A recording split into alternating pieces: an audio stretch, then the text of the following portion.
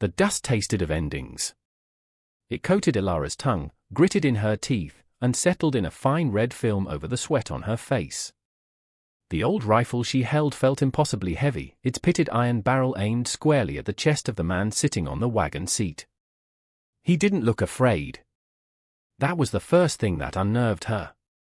His eyes, the color of a pale winter sky, were calm and steady as they surveyed her. He held the leather reins loosely in one hand, his posture relaxed, as if she were merely a curious landmark on this desolate road.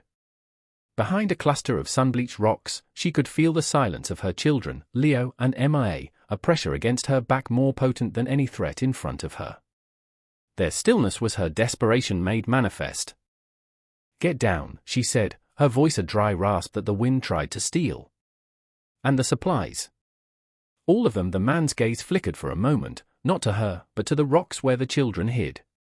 He'd seen them. Of course he had. A slow nod was his only answer. He wrapped the reins around the brake handle and moved with a quiet economy, swinging one long leg over the side and landing on the ground with a soft thud. He wasn't a large man, but he was solid, built of the same unyielding material as the hard-packed earth beneath his worn boots. He gestured to the back of the wagon, an open invitation. "They're yours." Ilara circled the wagon, keeping the rifle trained on him. Her heart hammered a frantic rhythm against her ribs, a wild bird trapped in a cage of bone. She untied the canvas flap, her fingers clumsy and stiff. Inside were sacks of flour, beans, salted pork wrapped in burlap, tins of coffee, and a small barrel of water that made her throat ache with a fierce, burning need. It was more than she'd hoped for. Enough to last. Enough to get the children somewhere safe, somewhere green. She began hauling the sacks to the ground, her muscles screaming in protest. The man, Silas, did not move. He simply watched, his expression unreadable. He saw the tremor in her arms, the hollows beneath her cheekbones, the raw fear in her eyes that she tried to mask with fury. He saw the patched knees of her trousers and the way her knuckles were white around the gun stock. When she had a small, pathetic pile of life-sustaining goods on the ground, he spoke again, his voice even and low. "You'll need the water barrel. It's heavy." "I can help you with it," she flinched, swinging the rifle back to his chest. "Don't move." He raised his hand slightly, a gesture of peace. Just a thought. He let the silence stretch, thick and heavy with unspoken things.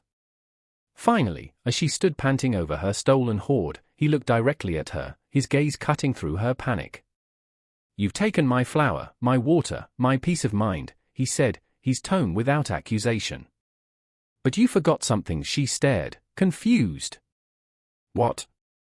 He took one slow step forward, and then another, stopping when the tip of her rifle was nearly touching his shirt. "My last name," he said. The words fell into the vast, empty landscape, so absurd, so utterly unexpected, that for a moment, Ilara thought the sun had finally broken her mind. Her mind reeled, unable to process the statement. It was a joke. It had to be. A cruel jest from a man who knew she held all the power and none of it. "What did you say?" she asked, her voice dangerously low. He didn't waver. "My name is Silas Croft." "The name has weight. It comes with a piece of land a day's ride from here. Not much to look at now, but the soil is good. There's a creek. It comes with protection. A roof that needs mending, but a roof all the same." He paused, his eyes finding the rocks again, where two small, terrified faces had peeked out for a split second. "It comes with a name for them, too. A name that isn't a desperate walk alone." Ilara's grip on the rifle slackened. Every rational thought told her to run, to take the supplies and disappear back into the wilderness that had chewed her up and spat her out. But something in his voice, a deep, resonant sincerity, held her fast. He wasn't mocking her. He was offering her an anchor in a world that had been nothing but a storm. "Why?" she whispered, the single word a testament to her disbelief.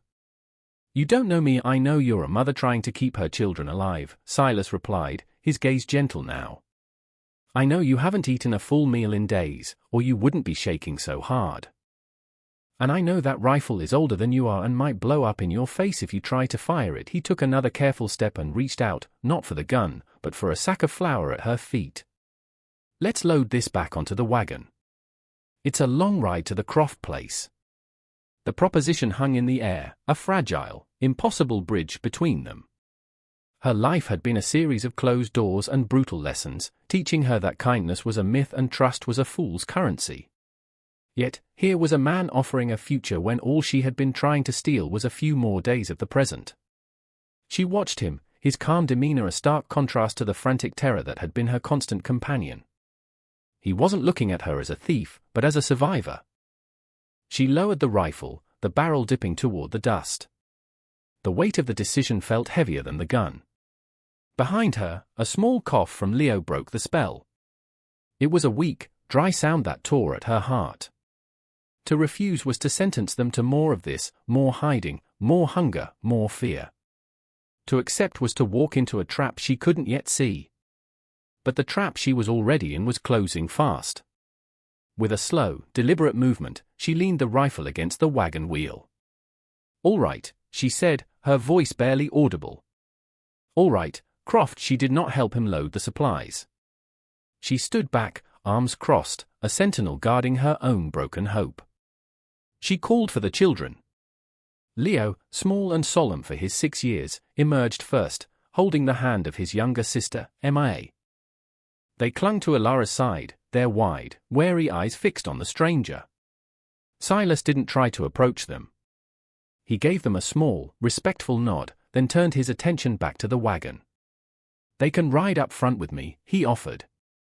"The journey will be easier for them." Ilara shook her head. "They stay with me," and so they began.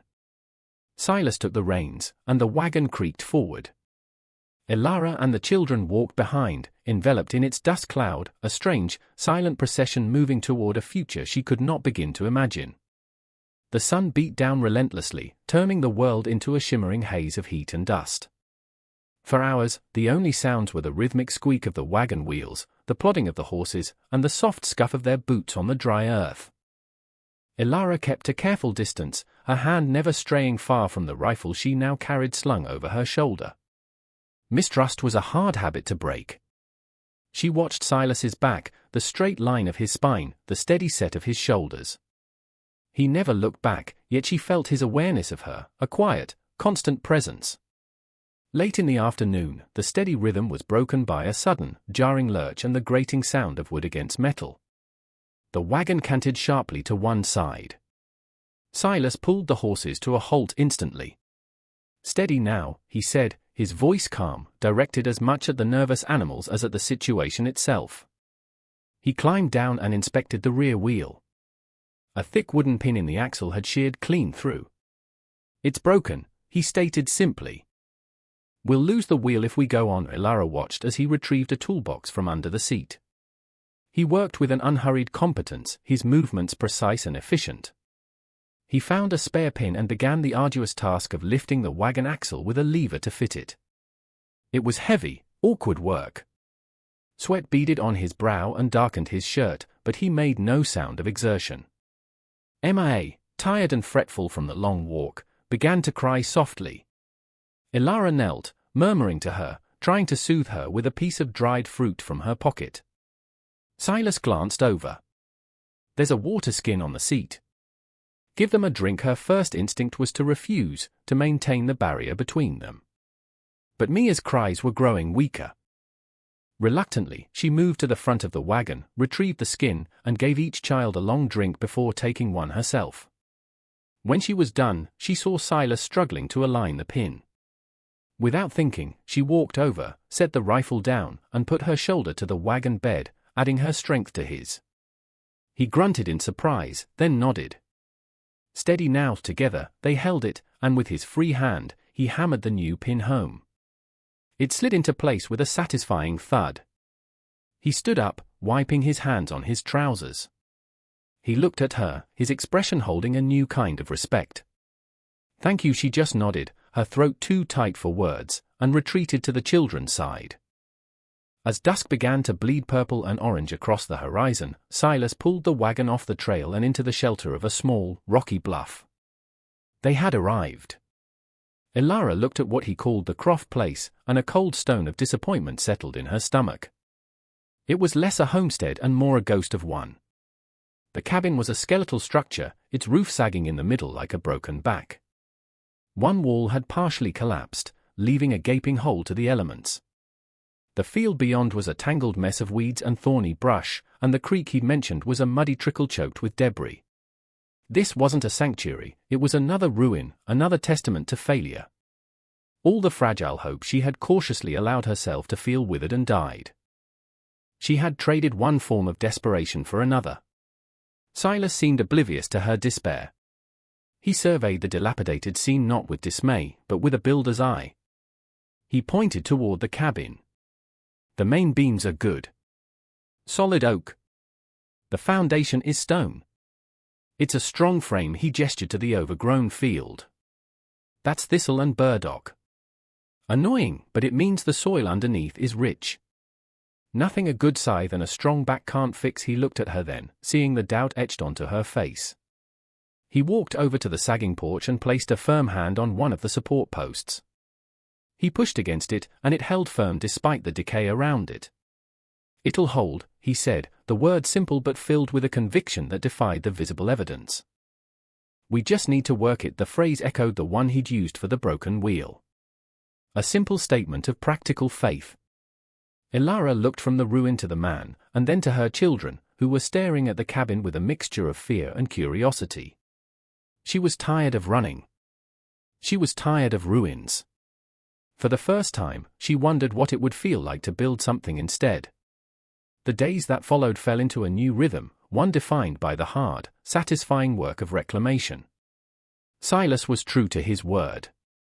They started on the cabin roof, prying off the rotten shingles and replacing them with new ones he fashioned from fallen timber. He taught her how to use a saw, how to split shakes, his instructions patient and clear. He never crowded her, always giving her space to learn and to fail. They worked side by side, a silent team, the sound of their hammer blows echoing in the quiet valley. Elara found a strange peace in the labor. The physical exertion drowned out the constant hum of anxiety that had lived in her for so long. She learned the feel of good wood, the smell of pine sap, the deep satisfaction of driving a nail in straight and true. While they worked, Leo and Mia explored their new world. At first, they were timid, never straying far from the cabin. But Silas had a quiet way with them. He carved them small wooden animals, a bird for Mia and a wolf for Leo. He showed them which berries were safe to eat and pointed out the hawk that circled high overhead each afternoon. Slowly, the children's world began to expand. Their laughter, tentative at first, became more frequent, a sound that felt as restorative as the new roof over their heads. One afternoon, while clearing the collapsed wall, they uncovered a stone hearth, blackened with soot but otherwise intact. Silas ran a hand over the cool stone. "Every home needs a heart," he murmured, more to himself than to her. That evening, for the first time, he built a fire inside. The flames licked at the darkness, casting flickering, warm shadows on the newly patched walls. It wasn't a home yet, but for the first time, it felt like it could be. A week bled into 2, and the cabin began to resemble a home. The hole in the wall was patched, the floor swept clean of debris, and the roof was now a solid shield against the sky. One evening, after a long day of clearing the field, Silas prepared their meal. It wasn't just sustenance, it was a celebration. He had managed to hunt a rabbit, and he stewed it with wild onions and the last of their potatoes. The aroma filled the small space, a rich, savory smell that spoke of comfort and plenty. After the children had eaten their fill and fallen asleep on their simple straw mattresses, Elara and Silas sat by the fire, the silence between them no longer tense, but comfortable. He stared into the flames, his face softened by the warm light. "My wife, Sarah, she loved a fire," he said quietly. The words were unexpected, a small, precious offering of his past. She was a builder, too. Always said you could tell the character of a place by its bones. Elara didn't speak, knowing that this was a moment for listening. "We had a place like this back in Ohio. Lost her, and our boy, to the fever 2 winters ago." He wasn't looking for pity, his tone was one of simple, painful fact. I sold it all. Couldn't stand the ghosts. Came west looking for a place with no memories. He finally turned his gaze from the fire to her. Funny thing is, you can't build a future without making a few new memories. Elara thought of the sound of his saw, the weight of the hammer in her hand, the sight of Leo chasing a grasshopper. She thought of the shared work, the silent understanding. Some memories are worth making, she said softly. For the first time, a genuine smile touched Silas's lips. It transformed his weary face, making him look younger. Yes, he agreed. They are. He reached over and gently tucked a loose strand of hair behind her ear. The touch was light, fleeting, but it sent a shock of warmth through her that had nothing to do with the fire. The next project was a door. The old one had long since rotted away, leaving them with a blanket hung over the opening. Silas had saved the best planks of cedar for it, and he worked on it with a craftsman's care. He planed the wood until it was smooth as silk, fitted the joints so perfectly they seemed to meld into one another, and forged hinges from scrap iron over the fire. Elara found herself watching him, mesmerized by the sureness of his hands. He wasn't just building a door, he was creating a threshold, a boundary between the wildness outside and the sanctuary within. When it was finally finished, he called her over. He and Elara lifted it together, settling it into the frame. It fit perfectly. He swung it open and closed a few times, the movement smooth and solid. He turned to her, his hand resting on the new wood. "It'll hold," he said. The phrase was the same, but the meaning had deepened, grown heavier with all the work and all the quiet moments that had passed between them. It was about the door, the cabin, the life they were painstakingly piecing together from the wreckage of their pasts. It was a promise. She looked from his steady eyes to his calloused hand resting on the door. Slowly, she reached out and placed her own hand over his. His skin was warm and rough against hers. It was an answer without words, an acceptance of the promise he was offering. A current passed between them, a silent acknowledgement that they were no longer just two strangers bound by a desperate act, but partners. In that moment, Leo ran up, holding a small, flat stone. "Look," he said, pointing to a crude sea he had scratched on its surface. For Croft, Silas smiled and knelt down, taking the stone. "That's a good start, son," he said gently. "A very good start." Their fragile peace was shattered a month later. A man on a gaunt horse rode into their valley, his eyes hard and greedy. He was one of the drifters from the settlement Elara and the children had fled, a man named Finch who lived by taking what wasn't his. He recognized her instantly. "Well, look what we have here," he sneered, his gaze sweeping over the repaired cabin, the cleared field, and the small garden they had started. "Looks like you landed on your feet, Elara. Found yourself a protector." Silas stepped forward, positioning himself between Finch and the cabin where Elara had sent the children. "This is private land. You'd best move on." Finch laughed, a harsh, ugly sound. "This land belongs to whoever is strong enough to hold it. And that little homestead looks mighty comfortable. I think I'll take it." He dismounted, pulling a long knife from his belt. But he had misjudged them. He saw a quiet farmer and a scared woman. He didn't see the silent resolve that had been forged between them. As Finch lunged toward Silas, Elara emerged from the side of the cabin, not with the old, unreliable rifle, but with the heavy wood axe she'd grown accustomed to using. Her face was a mask of cold fury.